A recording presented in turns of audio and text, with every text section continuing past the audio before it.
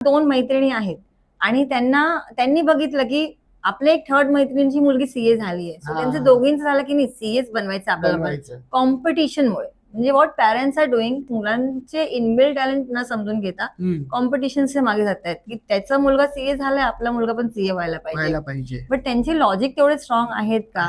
आणि मग सीए ला ऍडमिशन घेतली जातात. सीए ला ऍडमिशन घेतल्यानंतर मग लॉजिक वीक असल्यामुळे, पण हे पालकांना माहितच नाही कारण त्या टेस्ट थ्रू कळतंय आपल्याला, लॉजिक वीक असल्यामुळे तो मुलगा सतत अटेम्प्ट देतोय आणि त्यातला एक मुलगा इझिली पास होतोय. देन पॅरेंट्स विल ब्लेम, मी पण तेवढी फीस भरते, मी पण तुला क्लासला लागते, मग तू अभ्यासच नाही करत आहे. बट त्याला टाइम लागणार कारण म्हणजे ह्याच्यात असं होतं की आपण मुलांचे काय कल आहे किंवा मुलं कशात चांगलं परफॉर्म करू शकतात हे न ओळखता मुलांना आपण कोणत्या तरी भलताच करिअर ऑप्शनला टाकतो.